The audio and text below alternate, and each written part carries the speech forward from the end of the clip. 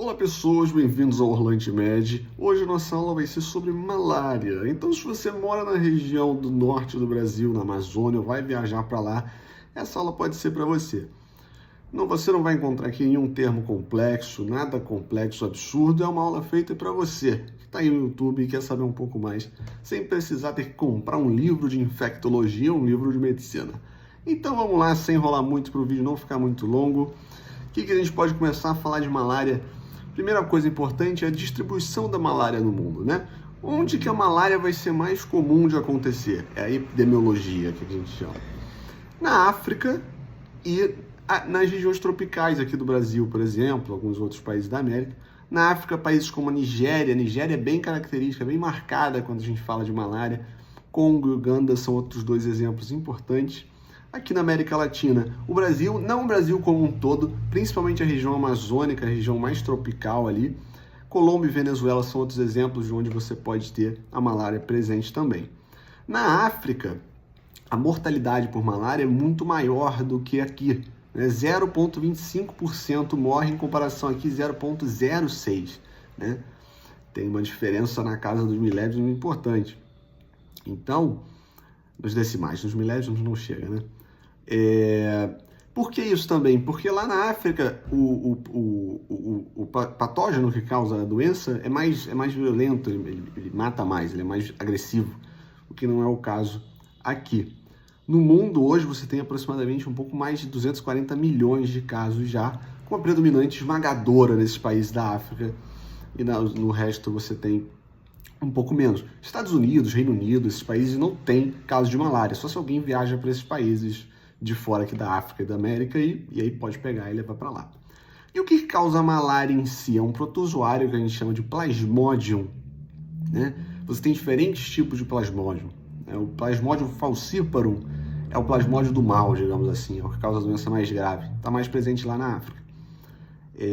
Então, isso aqui é o Plasmodium falciparum. E como que ela é transmitida? Como é que esse protozoário chega em você, no seu sangue? Por esse mosquito aqui.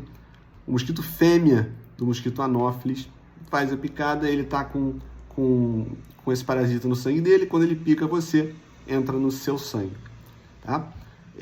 Além disso, pode ser transmitido também, como está no sangue, por transfusão sanguínea contaminada. Por isso que é importante ter todo aquele check-up antes de você doar sangue, antes de receber sangue. Já foram relatados alguns casos em transfusão de órgão também, né? De transplante de órgão, né? Em que tinha contaminação. Então, também é importante essa checagem nesse sentido. Então, quem que vai ter mais risco de pegar a malária? Né? Pessoas que viajam basicamente para essas áreas ou moram em áreas endêmicas para malária.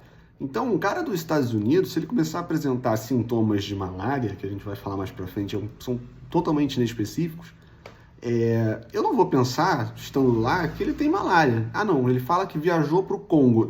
Aí eu vou começar a pensar em malária. Bem mais acima nas suas hipóteses para esse paciente. Então, esse é o grande fator de risco para malária. Esse é o grande foco aqui. Quando se fala em malária, você tem que pensar nos países que têm malária. E aí você pensa em África. Hoje a África é um foco muito importante. E regiões tropicais, como a floresta amazônica. Se alguém no Rio de Janeiro chegar e falar, tiver os sintomas de malária que a gente vai ver, mas ele não tiver viajado para a Amazônia, não tem por que você começar a pensar em malária como sua principal hipótese, entendeu? Crianças menores de 5 anos têm uma tendência a ter reações mais graves à malária, então tem um risco maior nesse sentido. E dependendo da condição socioeconômica também, está mais suscetível às picadas de mosquito. Pacientes idosos, o mesmo raciocínio. Pacientes grávidas, a mesma coisa. Esses grupos aqui têm risco maior de ter a forma mais grave, independente de ser ou não o Plasmodium falciparum lá, que é o do mal, tá? E pessoas com sistema imunológico enfraquecido, alguém fazendo tratamento imunossupressor, com corticoide, né? Pacientes com HIV, são pacientes que podem ter o sistema imune, o sistema de defesa dessa pessoa está baixo, e aí fica mais fácil de complicar a malária. E como é que ela afeta o seu corpo, né? Quais são os sintomas da malária? Eles são totalmente... Pulei um pouco, não é os sintomas ainda. Aqui é mais ou menos a fisiopatologia disso. Como é que o parasita em si funciona dentro do seu corpo, né? Ele entra no seu corpo, na sua corrente sanguínea, se multiplica dentro das células do seu sangue. Ela entra nas células do seu sangue, se multiplica, pode ficar ali 1 semana, 4 semanas, até um mês, né? Sem dormente, sem falar nada. Mas aí, quando esse parasita se multiplicou dentro da sua célula sanguínea, ele quebra a sua célula, cai no seu sangue, se espalha, entra em novas células, se multiplica, quebra novas células, se espalha, se espalha, se espalha, e fica na sua corrente sanguínea. E aí, como é que você passa malária para os outros? Você não passa, né? O mosquito vem, um outro mosquito, Anopheles fêmea, pica o seu sangue, suga a malária, vai estar com ela agora, e ela vai picar outra pessoa, passou para outra pessoa. Então, malária não se transmite. Se eu estou com malária aqui, eu não vou passar para você, mas você pode pegar porque a gente está no mesmo lugar, aqui tem mosquito e provavelmente você já foi picado também. Então, é mais ou menos assim que funciona. E a gente consegue ver nos exames esses bichinhos aqui. Deve estar muito pequeno para ver na tela, mas você vê, isso aqui são células aqui, ó. Isso aqui, cada uma dessas são células sanguíneas, tá? E aí você vê essa célula aqui, ela tá com um roxinho aqui dentro. Esse roxinho é um plasmodium vivax, nesse caso aqui, que ele é mais arredondado. Aqui você tem um exemplo do outro de um plasmodium falciparum também, dentro dessas células aqui, tá? Aqui células vazias e aqui as células contaminadas. Beleza, agora sim, quais são os sintomas da malária, como ela se manifesta nesse sentido? São totalmente inespecíficos. Totalmente inespecíficos. Febre alta, você pode dizer que ela tem uma característica de ir e voltar, mas é muito inespecífico isso, né? Calafrio, sudorese na noite, tipo, a pessoa fica muito suada de noite, são todos sinais de febre que você pode ter em diversas condições, né? Dor no corpo, dor de cabeça, assim, fraco, cansado, indisposto. Ou seja, são sintomas muito genéricos. Você não vai falar que qualquer pessoa que está com isso aqui tem malária. Você depende totalmente de saber onde essa pessoa mora, onde essa pessoa viajou. Por isso que é importante conversar com a pessoa, né? Se o seu médico não te pergunta as coisas, é difícil, né? É difícil, é compreensível. O paciente não tem que saber o que ele tem que contar também, né? Então é que ele vai adivinhar. Sinais, e alguns sinais mais graves aqui, que significam que a doença está complicando, ou são mais característicos, no caso aqui, daquele Plasmodium falciparum, que é o mais grave, né? A pessoa fica com a pele, com os olhos amarelados, às vezes a parte aqui de baixo da língua também pode ficar amarelada, é o que chama de icterícia, quer dizer que tem algum problema no seu fígado, pode acontecer isso. Coisas relacionadas à sua cabeça, ao seu sistema nervoso, então confusão mental, sonolência, a pessoa pode ter convulsão às vezes. Isso são sinais de Plasmodium falciparum principalmente. Plasmodium falciparum que é muito mais comum causar convulsão, por exemplo, né? Algum problema no rim, aí você vai ver isso na creatinina da pessoa, né? A sua creatinina sobe um pouco, é indicação de que o seu rim parou de funcionar, né? Pressão baixa, também é uma manifestação, e aí são coisas, de novo, mais graves, não é o comum isso aqui acontecer.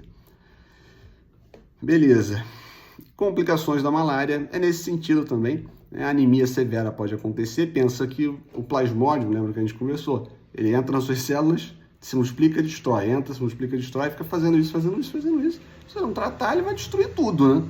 Então, por mais que o corpo reponha essas células, é assim que ele vai funcionar. Eventualmente vai pegar mais células do que dá para repor direitinho. A dificuldade respiratória grave também é uma complicação possível, hipoglicemia é uma outra, e infecção generalizada, que a gente chama de sepsis, o lado mais grave possível aqui, e aí já entra, não é uma coisa comum no Brasil, né? É algo mais comum nesses países em que o Plasmodium falciparum é o principal patógeno lá.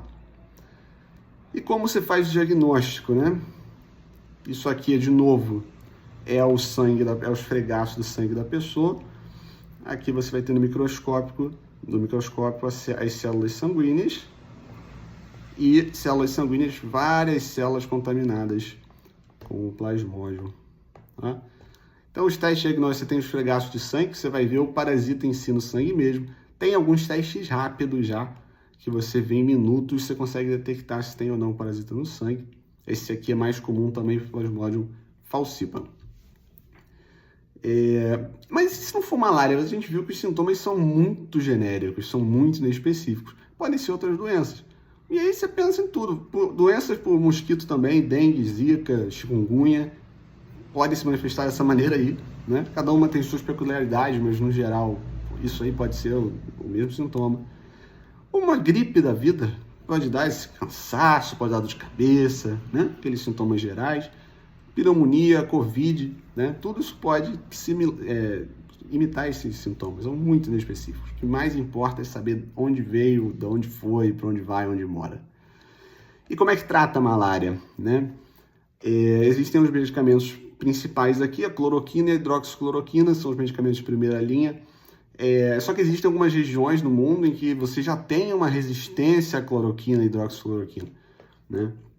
E aí você tem que usar uma segunda linha terapêutica, que por mais que seja a linha mais eficiente, que são esses medicamentos aqui, né, o artesunato é um exemplo mais comum deles, são mais potentes, só que você ficar usando os medicamentos super potentes já de cara não é o ideal, né? Isso aqui, o artesunato, esses outros aqui também, ó, o artemisinina, eu sempre erro uma sílaba desse nome, são medicamentos mais pancada. Você usa aqui, por exemplo, para os pacientes mais graves, que estão internados pelo Plasmodium falciparum, por exemplo, né? Aqui no Brasil, geralmente, você vai usar cloroquina. O paciente é mais basal, cloroquina, hidroxicloroquina, faz e vai ficar tudo bem, tá? Então, esse remédio, o artesunato, por exemplo, você guarda para situações mais específicas, mais graves. Beleza? Então, esses medicamentos aqui, para vocês terem uma ideia, é mais ou menos assim que vai funcionar. E como previne? Eu acho que isso aqui é uma parte mais importante desse vídeo, porque você acaba... Para você saber, mais ou menos, a gente já viu, né? É pelo mosquito que pega a malária. Então a gente tem que evitar a picada do mosquito, basicamente. E como se faz isso, né? Mosquiteiro e repelente pode parecer uma coisa tão simples, tão óbvia, mas é muito eficiente. Lembra que as crianças menores de 5 anos são mais vulneráveis a ter a forma grave de malária, certo? Quando você pega um bebê dormindo num berço aberto, né, numa região tropical da vida, famílias mais pobres, não vai ter ar-condicionado, vai ficar com a janela aberta, vai entrar uma porrada de mosquito, vai comer aquela criança toda, a chance dela desenvolver uma forma grave é maior. Então não queremos isso. Isso mexe com todo o sistema de saúde, isso é um problema de saúde pública em alguns países, né? E tem estudos tanto no ramo da medicina quanto no ramo da economia que mostram que o uso da redinha, o mosquiteiro, cobrindo mesmo, cobre o berço à noite ali principalmente, é muito eficiente para reduzir os casos de malária, a sobrecarga dos sistemas de saúde nesse sentido também, e as perdas que podem acontecer sim de crianças afetadas. Então, esses mosquiteiros são interessantes, porque de dia a criança, querendo ou não, está se mexendo, né? Está com os pais, mas à noite a criança é um prato cheio para o mosquito. Inseticidas, né? Lembra das épocas que às vezes está tendo surto de dengue, tem aquele carrinho que faz, é mais ou menos a mesma coisa.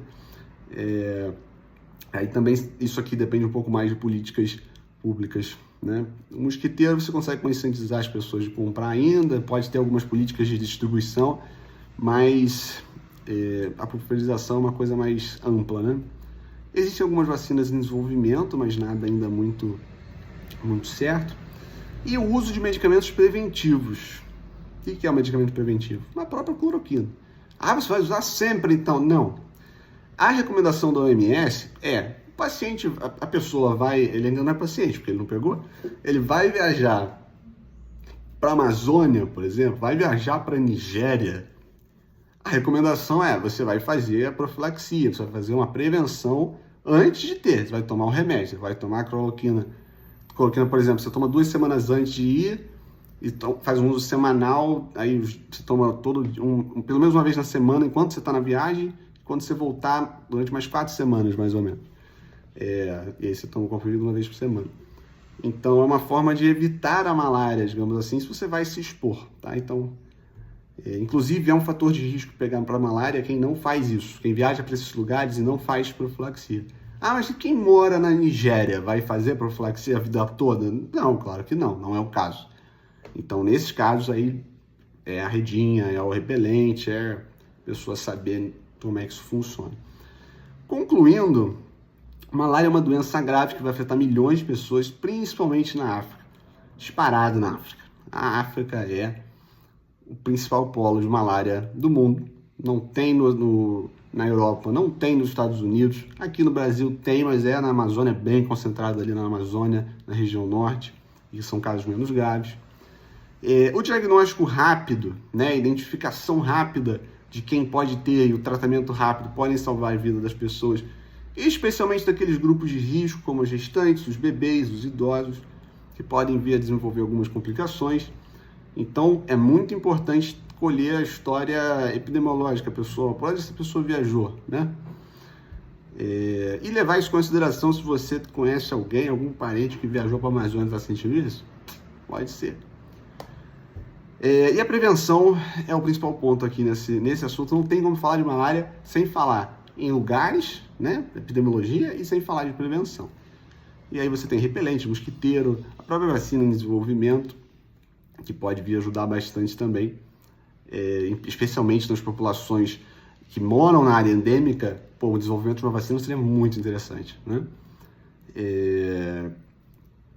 Então, assim, isso era o foco, já passou dos 15 minutos, eu não queria passar, mas acho que ficou bem objetivo dentro do universo que é a infectologia nessa área. Acho que deu para passar os principais pontos e espero ter contribuído com alguma coisa nesse sentido. Bom, abraço, a gente se vê na próxima aula.